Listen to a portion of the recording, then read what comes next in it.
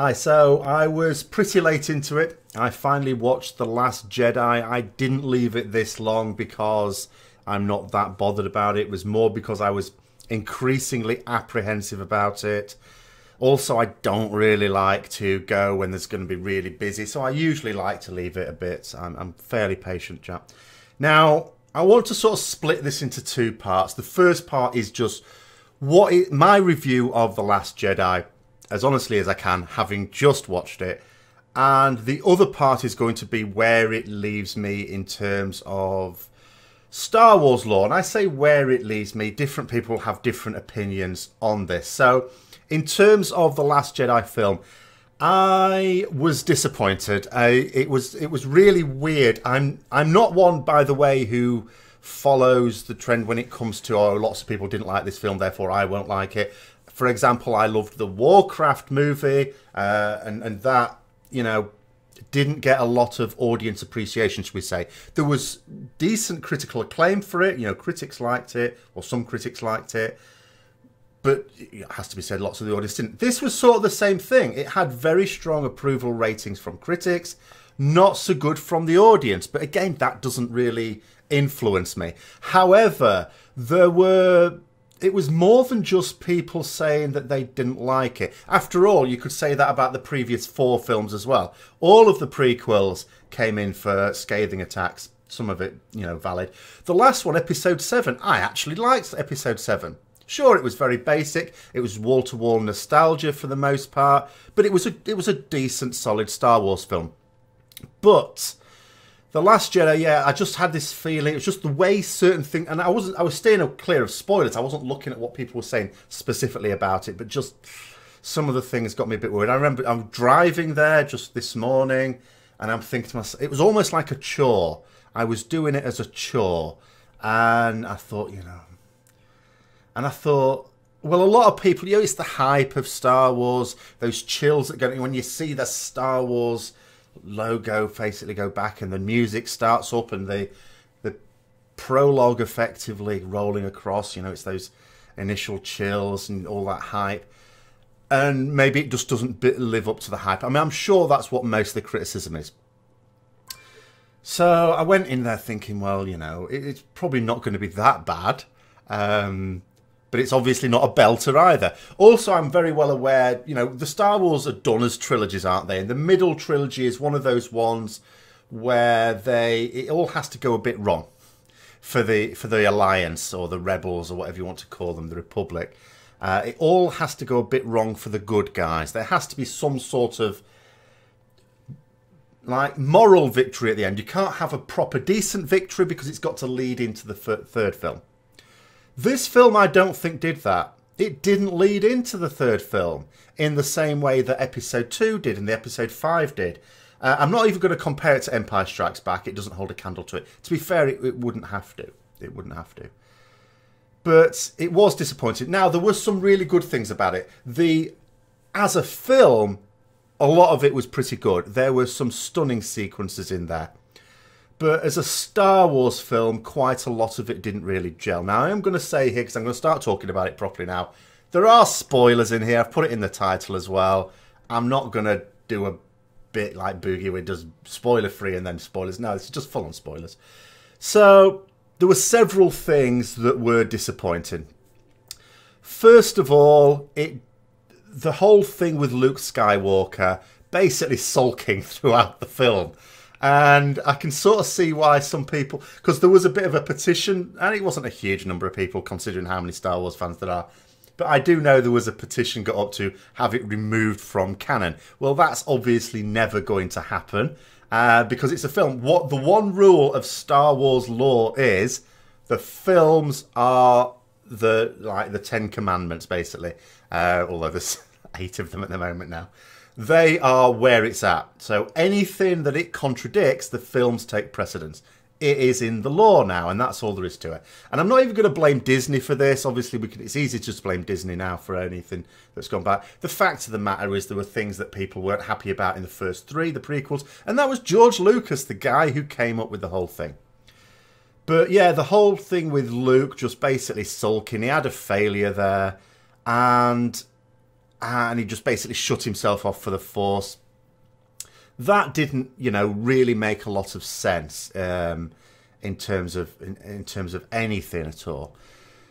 The other thing in the film it was one of these weird things. It was a longer film than normal. They're usually a decent size. They're usually about 2 hours, the Star Wars films. This was longer. I haven't actually looked up what the running time was, and I couldn't tell. It's one of these things. You go to the cinema. I don't go to the cinema very often, and it always amazes me. So, they finish with the stupid music. It all goes dark. 10:30 was when it was supposed to start. Obviously, I know that's not when the film starts. That is when they start showing all the rubbish adverts and trailers. That went on for an age. I didn't know how long. I don't have my watch. I didn't want to get my phone out. At the point at which they're saying turn your phones off, I didn't really want to get my phone out and using that to look at the time. So I didn't actually see how long that was. But I was in there from the start for 2 hours 50 minutes. The film didn't last that long, obviously, but I wasn't watching 50 minutes worth of adverts. So it was definitely over 2 hours. Given that the film was over 2 hours, and probably significantly over 2 hours, I would have thought you'd have wanted to be quite tight with the script. Now, the whole story arc with the casino area, going off to find that code breaker, what was that about? That was completely useless. All it actually, in terms of its achievement, so what did it actually achieve? It wasn't an integral part of the story, bear in mind, because first of all, okay, you want a code breaker to get past the shields. Well, that was just something that was made up to give them an excuse to go there in the first place. They didn't have to. Plenty of times you haven't worried about shields in the past when they've wanted to dock on one of these ships or to get to one of these ships. And the second thing is, let's say that was a thing and you need someone to bypass those shields. Well, you easily could have found someone within that small crew who could have done that. So it was specifically for another purpose. So what was that purpose? To develop the character of Rose? Couldn't you have done something else? Or was it just to give Finn something to do? Within the main narrative, there was nothing for Finn to do. There was no way of developing Rose's character, which was a useful character. Some people have sort of denigrated that a bit. I thought that was a useful character. So all it was for that. Other than that, it was time wasting. And in a film that already runs over 2 hours, do you really need it's like filler. Why are you coming up with filler for a film that's already longer than it needs to be? The whole thing was pointless. Utterly, utterly pointless. The Jedi type scenes were pretty good though on the bridge between Rey and Kylo Ren, and then Snoke, of course. Now, that was a really weird one. Very unexpected that Snoke dies, because everyone's wondering, well, who the hell is this guy? Who the hell is he? He's been chopped in half in the second film. And I now know, I've seen various things. I haven't looked at any videos that might be talking about the film, of course, to keep clear of spoilers. I now know why they're talking about, is this the Emperor Valkorion? Who's the Emperor who preceded Palpatine by some distance, by the way. Someone who is known for, when his mortal vessel dies, he just finds another one. Is that the same sort of thing? Because I don't think anyone can seriously believe that this character who's deliberately mysterious, we know nothing about him, and he's just suddenly dead. What a throwaway.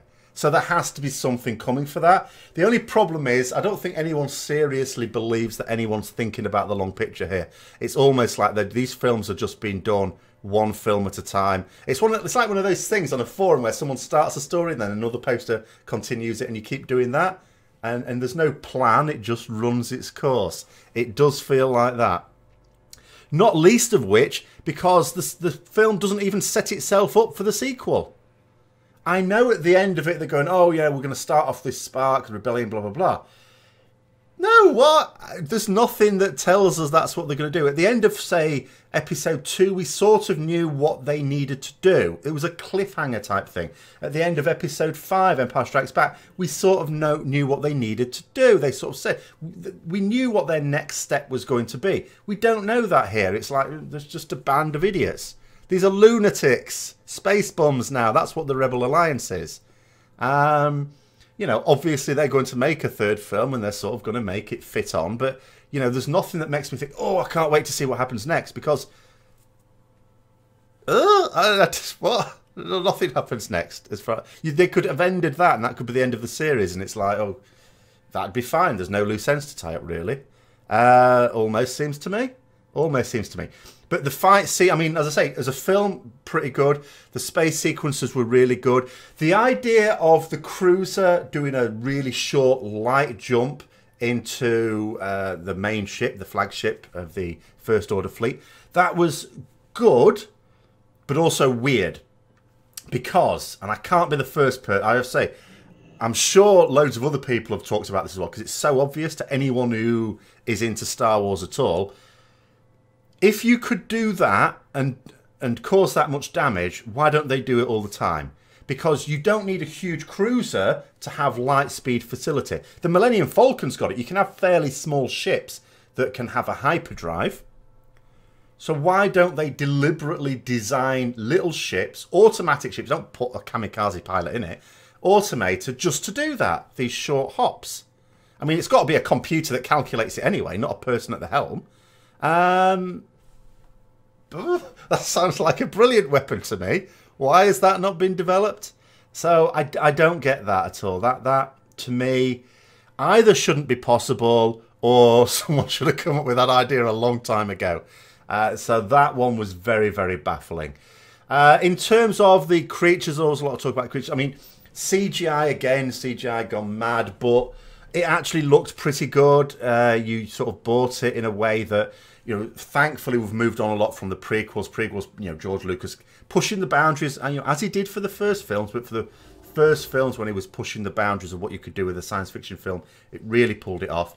With the prequels, he was using technology that actually just wasn't ready yet. It wasn't there. So that actually worked out pretty well. Those furry penguin things were pretty good, actually. I thought they were going to be spectacularly annoying. I thought they'd created an inaudible, like Jar Jar Binks, but a whole like pack of them. No, they were actually all right. They were there, a little bit of comic relief, but they weren't annoying. They weren't in it enough to be annoying for a start. They put Chewbacca off his dinner, but that was about it. So, yeah, as a film, it worked really well. Just as a story, it didn't. Leia, now here's the thing, of course. So we had the scene where the bridge gets blown up. Now, there's two things I want to say about that. First of all, what is it with American sci-fi makers that they keep doing this? This was my main criticism of Star Trek. That you have the bridge, all the commanders, all the leaders, the most important people, aside from Scotty in the engine room, all in this one place in a ship, and then you put it right at the top underneath a glass dome to be shot at by anyone. The weakest point of the whole ship. How ridiculous is that? And that's what's happened here. You know, the bridge, instead of being in the middle of the whole thing, shielded by, you know, in other words, you've got to destroy the rest of the ship to get at this thing. No. And you know, we don't need windows. What the hell are windows for? They've got scanners. This is sci-fi. Why the hell is the bridge in a really vulnerable position? But it is, and it got blown through. And everyone went. Admiral Akbar didn't even time to say it's a trap. Off he went. Leia as well. So I'm thinking to myself, okay, you know. And then she uses the Force to get back to safety. Now, from a Star Wars point of view, this is where it's the opposite way around to the rest of the film. From a Star Wars point of view, that's okay. You know, we've had stories in terms of the, you know, lore outside of the films, in terms of the Old Republic type lore, which I'm going to talk about a bit later, where powerful Jedi and even Sith have done that. They've survived the vacuum of space for a short while. Using the Force to keep themselves alive. And that's what Leia's done. There's some primal instinct. Obviously, she hasn't been trained in the Force, but some primal instinct there. She's still, you know, a daughter of Anakin Skywalker. And she's used that to get herself to safety. That's fine. If you read that in a book, totally cool with that. The way it was done in the film was a shambles. An absolute shambles. It looked awful. It really was. And I think it's a tale of two audiences with this film, because it has got critical acclaim. So I think for non-Star Wars films who just see it as an action romp, an action adventure in space, it's probably a brilliant film. I And then you've got the Star Wars fans, and I can't speak for all Star Wars fans, but I'm not so sure that a lot of Star Wars fans thought it was great. But, you know, so looking at the audience that think it's great, generally speaking, that, you know, don't know a lot about Star Wars, that scene must have been god-awful. Absolutely atrocious. What the hell was that about? You know, when they'd got cinematographically, is that a word? Everything else pretty good. It was pretty good. I query a few things in that casino. I think they tried to jam too many CGI things in there. I'm not a big fan of... Because you know it's CGI, by the way. Look, you know, as advanced as that technology has got now, it's not so advanced that you can just make 100 different things, different aliens in a casino, and you pass it off as, yeah, that looks really good. When you put too many things in, it doesn't at all. But that aside, the rest of the film looked spectacular. They did things in the film deliberately to show off the special effects. At the end scene, when they're running on the shaky, speedery things towards the walkers and bouncing up and down, and suddenly what was it called? The monoski that they put on the ground to churn up the salt and show that sort of red dust cloud type thing. Looked spectacular. Pointless.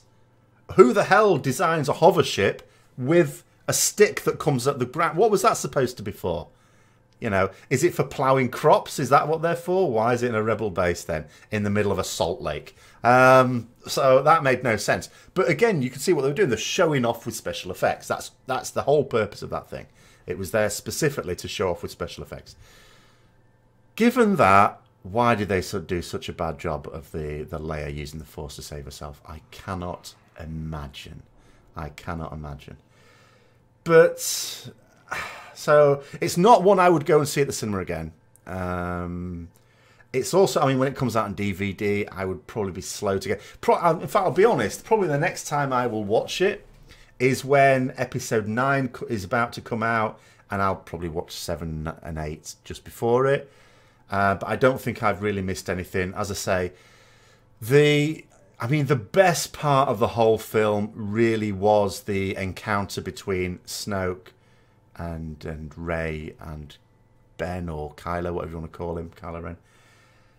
And that was just so good. The fact that Kylo Ren, he's a weird character, superbly acted as well, but a weird character because you never quite know where he is. And that's I think, the point, that he's got this conflict in him.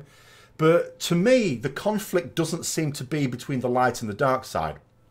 He's seemed complete, and I think that's what this film did actually do fairly well. It's quite clear he's gone completely to the dark side. There is no argument about that. Even when he was helping Rey and you know, saving Rey and killing Snoke, it was all dark side. It wasn't him being conflicted between light and dark. It was him, if anything, being conflicted between Snoke and other people who might actually care for him and not just be using him for their own purposes. That's the conflict for me. I don't think there's any doubt at all that Kylo Ren, or Ben Solo, whatever you want to call him, is a Sith, full on. He's fully onto the dark side. Even Luke Skywalker said as much, so there's no real ambiguity there. Even he has said, look, you know, he's gone. That's it. Game over. And that was another interesting point as well. I mean, that was a fairly good scene as well. So Luke Skywalker, as we know now, you know, a projected form of Luke Skywalker, which is a very major skill. You know, there are stories, again, outside of the film lore of very powerful Jedi and Sith being able to project illusions. This is serious power. This is massive, absolutely massive. But at the time, obviously we didn't know that. We thought it was actually Luke Skywalker going out there. And when the walkers were all blasting him, again, you knew that that wasn't it, because that would be a stupid and futile like gesture. That would have not held them up for more than a few seconds. But again, the stories of very powerful Jedi and Sith that easily could be able to withstand that. They used the Force to shield and something like that. Even a lightsaber. I mean, that's what surprised me. You had, on the one hand, Luke Skywalker getting blasted there. You knew he was fine. But on the other hand, when Rey and Luke are fighting on the island, and then she picks up the lightsaber and he stumbles back, almost defenseless against it, it'd be like, well, a really powerful Jedi, one that can do that against those blasters, would actually just be able to deflect the lightsaber. And that's not what happened. Or you got the impression that he wasn't able to do that. So it was a bit of a weird one. Now, as I say, we now know that he was projecting himself. But that's even, that takes even greater power. That's something proper up there with Nagisa Dao, really, in terms of power. And then for him to just... Because you sort of thought, when Kylo Ren went through him, you thought it was another Obi-Wan on the Death Star type situation. Strike me down and I'll become more powerful than you can ever imagine. It was literally a copy of that scene. And you sort of thought that was it. Kylo Ren went through him. It was just his cloak would collapse and that would be it. And it wasn't. That's not what happened. But then it did anyway. So it was like a screw to the audience almost. He didn't die. He just, winked at Kylo, disappeared off. And then did collapse into his robe back on his island. And it's like, well, what's the point of that? What is the point of that? But it was quite fun. I mean, the other thing is you knew it was coming as well. The way he came back as well wasn't what I was expecting. Because you saw the X-Wing. All right, you could sort of imagine after that amount of time in the water, it's probably not going to be serviceable. But maybe it is. Maybe that, And I was expecting with Finn charging down that laser, which I never thought he would actually sacrifice himself for. I didn't feel the film had the guts to kill off a major character. And also it would have been fairly because I'd already decided at that point that they've wasted their time with that casino section. They didn't need it for the time. It wasn't filler time because the film already went over what it needed to. So you sort of got the feeling they were doing it to desperately develop Finn's character again. And so pointless to do that and then just kill him off. So you just felt that you wouldn't have the guts to do that. I was expecting actually Luke Skywalker to come along in his X-Wing and just shoot the bloody thing down, like at the end of Episode 4. That's not what happened, of course. That's not what happened. But you sort of knew he would be coming back. So there wasn't any real surprise there either. So in terms of my review for the film, it was... The story was weak, I felt. Characterization was also weak. So it wasn't well written. It was well filmed. The special effects were, layer aside, pretty good. Mostly pretty good. Potentially disappointing that they didn't use an opportunity to write Leia out. Because, of course, Carrie Fisher sadly passed away after the film was recorded. That's something they're going to have to tackle in Episode 9, I guess. I suppose it gave them more time to think about that. But that's in terms of my review for it. But what I want to talk about is in terms of where does it really leave us?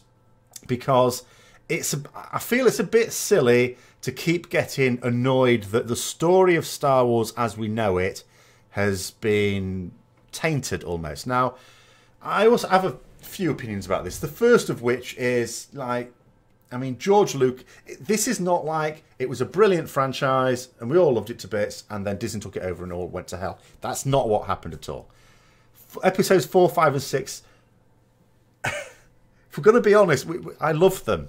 I was absolutely enthralled by them as a kid and growing up and still am now. I don't know how many times I've watched those films. I watch all of them at least once a year even now. But if I'm going to be brutally honest, what it is about them, it's not because it's a brilliant, unique world like Tolkien. It's not. There's nothing particularly original about the world in which Star Wars is set. In fact, from the science fiction point of view, it's all fairly pedestrian. What George Lucas did brilliantly back in 1977 is he pushed the boundaries of what science fiction looks like to the special effects. That's what won people over initially. There were a lot of... We've got to remember, the critics were initially fairly scathing about Star Wars. Now, of course, they got that wrong.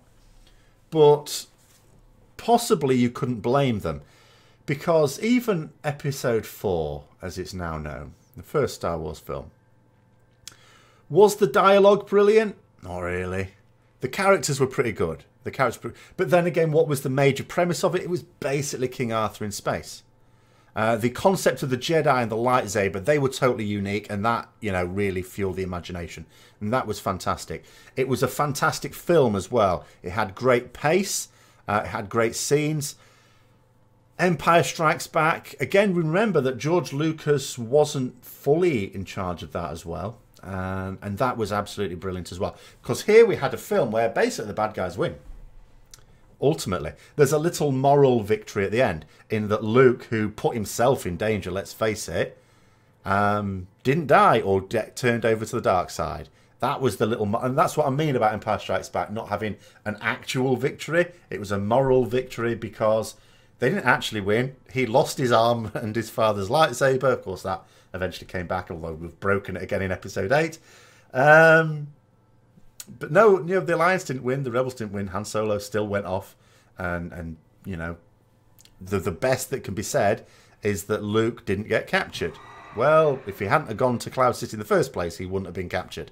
So it was all fairly pointless from the Rebel Alliance point of view, but from the Empire's point of view, stunning victory. Just not the complete victory they wanted. And then Return of the Jedi was also pretty awesome with some great set pieces as well. I'll tell you another thing I liked about Episode 8 that I very much appreciate, and it was the same in Episode 7.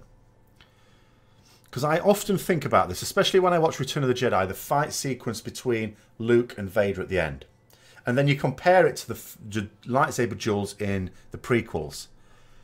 They're all jumping around like Muppets. It always reminds me, it's literally a Muppet when it's Yoda doing it. It always reminds me of Muppets Treasure Island when Kermit is fighting against Tim Curry. And he's just jumping around with his sword. And it looks ridiculous. All that leaping around and fast, furious action. It's not exciting. It looks pants. The sequences you had, the fight sequences, the lightsaber duel, in particular, Return of the Jedi, right at the end on the new Death Star between Luke and Vader, they were much more realistic and they were much more exciting. And I'm glad to say that that's what they've also done. Now, you could argue that that's what they've done in Episode 7 and 8 because the exponents, the people who are taking part in those lightsaber duels, are not really well trained in them. Kylo Ren potentially would be, but Rey, certainly isn't. So they had to have it as a much more raw and real experience. But it looks way better because of that. So that is actually a big thumbs up to me. Because all this jumping around nonsense. What was that about? And I'm glad that's gone. And I hope it's gone for the right reasons. In that it looked stupid. As opposed to someone deciding, well, it's not going to make sense to do that with people who are still very raw and powerful in the use of the Force, but not really well attuned, not trained, not experienced. I'm glad that that wasn't the case, because that that fight sequence with Snoke's guards against Kylo Ren and Rey was spectacular, and it was real, and it was fantastic, and that was absolutely great. That was brilliant. But yeah, so in terms of the storyline, I mean, lots of things between Return of the Jedi and, The Phantom Menace. There was a long time passed, and the Star Wars universe grew in that time. And it's interesting to note that a lot of the things that grew were taken on board by the prequels and since. So, for example, the word Sith didn't exist in the first three films, the original films. That sort of grew. And so by the prequels, they were able to use the word, didn't have to explain it as such because people were comfortable with it. And it has to be said there have been some things that could be considered official canon, because Lucasfilms didn't just make, the Star Wars films. LucasArts did Star Wars games as books and things like that as well. And they were also fairly careful to do good work there. And I actually like those stories. The stories actually in the books and the games are much better. And I think the reason for that is because they're written by professional authors. And some people might hate me for saying this, but Star Wars wasn't. George Lucas didn't write a brilliant story. It was a great film, Star Wars. Empire turned it into a great story, I think. And then from there, Return of the Jedi was also good. But, you know, generally speaking... And the prequels were not. The prequels were terrible. All the prequels had to do... And I was talking about this on my stream the other day. All the prequels had to do... And they, with the other 3 films, they could have really made a good effort to expand on the lore. And they missed that. Because all they actually had to do was turn Anakin from a Jedi to the dark side. They had to see the rise of the Empire and see the Jedi being eliminated. That was it. Those 3 things. That was all that had to be done. And the first 2.5 films didn't do any of those things. And it was almost like at the end of it, they thought to themselves, oh, crap, actually, we haven't done anything here. Quick, turn him to the dark side. All right, that's done. And then that was it. And, you know, there was no rise of the Empire. We sort of, you know, there was the whole Palpatine blasting lightning into his own face. I mean, that was another weird scene in Episode 3 because you're getting the impression, oh, he's weak and he's going all wrinkly, you know, with his fight with Mace Windu. No, Mace Windu was just holding a lightsaber, shielding himself from the lightning that Palpatine himself was firing off. Why didn't he just think of going, actually, I'll just stop firing lightning because it's not doing my face any good? You know, but I'm not talking about those films. So, in terms of lore, the way I would think of this is the Star Wars universe is split in 2. There's the lore surrounding the Skywalker saga, as we can call it, although that's sort of now come to an end. There's that.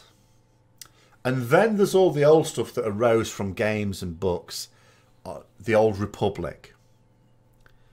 The Old Republic background stories and lore is infinitesimally better. I didn't mean infinitesimally, I meant infinitely. What am I talking about? Way better. Stop using big words, you idiot. And I've got a bit of a worry that at some point, someone actually suggested that they might be doing this. I hope they're not. It wouldn't make sense for them to. Because Disney own the rights to it now. They could easily do a film based on the Old Republic. I hope they don't. I hope they leave that to people who actually care about the story and will write a good story on it. I hope for the films, all they do is base it around the Star Wars saga, the actual main films. You know, do the origin stories for Obi-Wan Kenobi and Han Solo and, you know, Chewbacca if you want to, and anyone else you want.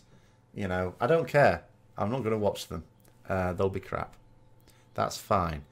Because for me, I love Star Wars, but what I have grown to love much more as I've got older is the expanded Star Wars universe. Not so much the small sequence of events that's taken place in the films. Even though I do like the idea that there are these films. And, you know, I just like to just be able to enjoy them as cinema. And then go back to games, you know, like Star Wars The Old Republic, for example, or Knights of the Old Republic, and read books like the Bane series, and just get all my, you know, thrills from that, my excitement and interest from that, and hope that Disney don't take a risk on it. Because that's what it would be. To do something on the Old Republic would be a risk for them, because they're not just doing a film that, you know, because the Han Solo thing, that's guaranteed, isn't it? People like Han Solo origin story. That's how you make money these days with films, isn't it? You do an origin story for a film that's already proven itself, because that makes money. Keep doing that. Keep doing that, Disney. That should keep you happy for a good 20 years. You can do an origin story on everyone. You can do an origin story on Admiral Akbar when you're really scraping the barrel. Leave the Old Republic alone. Leave that in the hands of the people that know what they're doing. And I will be delighted. So I think I've rambled on enough there. Those are sort of my views on it.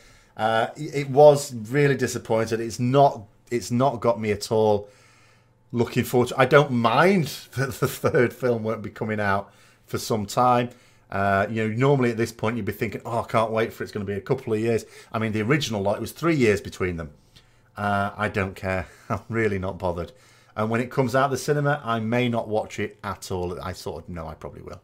But I wouldn't be disappointed. I mean, I almost just based on the fact that it seems to be getting persistent criticism, you know, and there were plenty of people telling me it's actually all right, but I just had a bad feeling about this film, and it was, you know... And I don't think it was a self-fulfilling prophecy. I know what it can be like, you know, sometimes if you think it's going to be bad.